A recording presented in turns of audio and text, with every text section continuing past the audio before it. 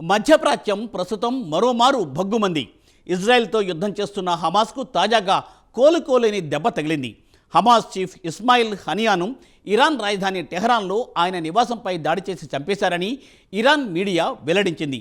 ఇక హమాస్ కూడా తమ నాయకుడు హనియాను నమ్మకద్రోహులు దొంగదెబ్బ తీసి చంపేశారని మండిపడింది. అయితే ఇజ్రాయెల్ మాత్రం దీనిపై ఇప్పటివరకు స్పందించలేదు. తాజా హమాస్ చీఫ్ మృతిపై స్పెషల్ స్టోరీ ఇప్పుడు చూద్దాం.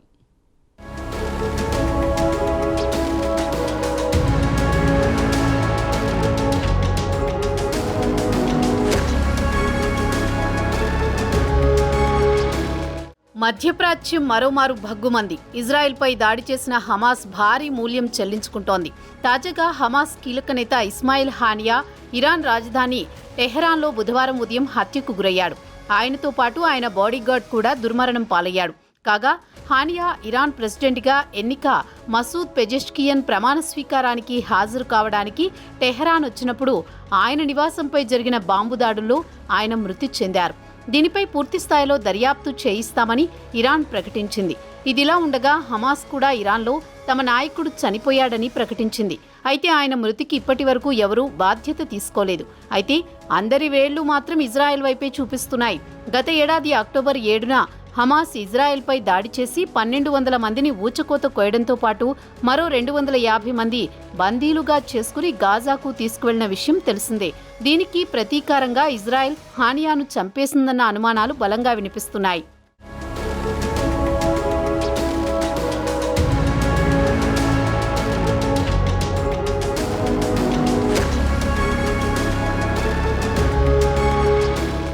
తమ నాయకుడు హానియాను నమ్మకద్రోహులైన ఇజ్రాయెల్ జియోనిస్టులు టెహ్రాన్లో ఆయన నివాసంపై దాడి చేసి చంపేశారని ఆగ్రహం వ్యక్తం చేశారు.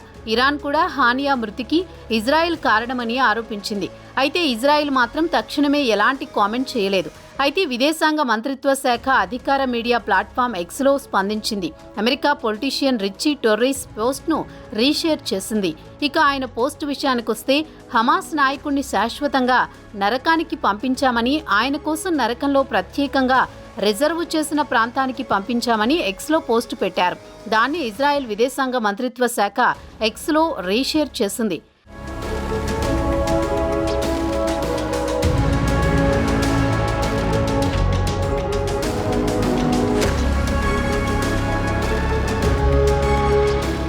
ఇక అసలు విషయానికి వస్తే ఇజ్రాయెల్కు చెందిన ఇంటెలిజెన్సీ సర్వీస్ మొసాద్ ప్రపంచంలోనే అత్యంత శక్తివంతమైంది అనుకున్న లక్ష్యాన్ని సాధించిన తర్వాత కూడా తక్షణమే స్పందించదు. ఇజ్రాయెల్పై గత ఏడాది అక్టోబర్లో దాడికి ప్లాన్ చేసింది హానియా అని చెబుతారు. గాజా నుంచి ప్రస్తుతం ఖతార్కు మకాం మార్చిన హానియా హమాస్ తరపున అంతర్జాతీయ వ్యవహారాలను చూస్తుంటారు.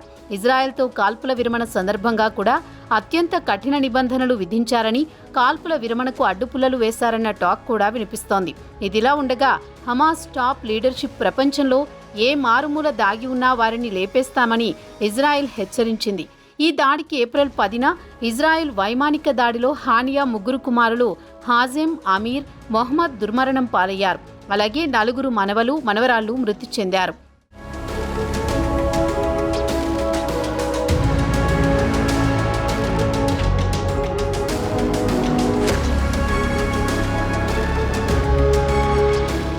ఇదిలా ఉండగా లెబనాన్కు చెందిన మిలిటెంట్ గ్రూపు హెజబొల్లా గత వారం ఇజ్రాయెల్లోని గోలెన్ హైట్స్పై రాకెట్లతో దాడికి తెగబడింది. ఈ దాడిలో సుమారు 12 మంది పసిపిల్లలు మృతి చెందారు. దానికి ప్రతీకారంగా ఇజ్రాయెల్ మంగళవారం నాడు హెజబొల్లాకు బలమైన దక్షిణ బీరూట్పై రాకెట్లతో దాడులకు దిగింది.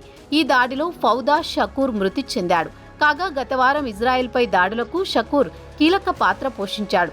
ప్రస్తుతం హమాస్ కీలక నాయకుడు హానియా మృతితో మధ్యప్రాచ్యం మరోమారు భగ్గుమనే స్థాయికి చేరుకునే అవకాశాలు కనిపిస్తున్నాయి.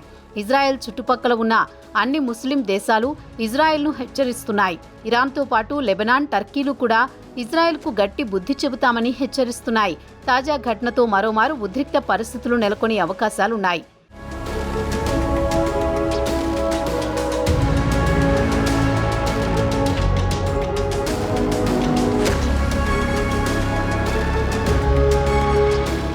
ఇక ఇజ్రాయెల్ విషయానికి వస్తే గత చరిత్రను ఒకసారి పరిశీలిస్తే పాలస్తీనా నాయకులను ఒక్కరొక్కరనే లేపేస్తూ పోతోంది. వారిలో హమాస్ వ్యవస్థాపకుడు అహ్మద్ యాసిన్ను 2004లో హమాస్ సహా వ్యవస్థాపకుడు అబ్దుల్ అజీజ్ అల్ రాంటిసిని 2004లో ఫతాహా పార్టీ సహ వ్యవస్థాపకుడు అబు జిహాను 1988లో చంపేస్తుంది. అలాగే ఈ నెల ప్రారంభంలో హమాస్లో కీలక నాయకుడు మొహమ్మద్ డెయిఫ్ను ఖాన్ యూనిస్లో ఎయిర్ స్ట్రైక్ ద్వారా చంపేయాలనుకుంది. ఈ దాడిలో సుమారు 90 మంది చనిపోయారు. కాగా గత ఏడాది అక్టోబర్లో ఇజ్రాయెల్పై జరిపిన దాడిలో మొహమ్మద్ డెయిఫ్ కీలక పాత్ర పోషించాడు. అయితే డెయిఫ్ మృతి చెందాడా లేదా అనేది మాత్రం ఇంకా సస్పెన్స్గానే ఉంది. ఇప్పటి వరకు ఆయన ఇజ్రాయెల్ చేతిలో 7 సార్లు తప్పించుకున్నాడు.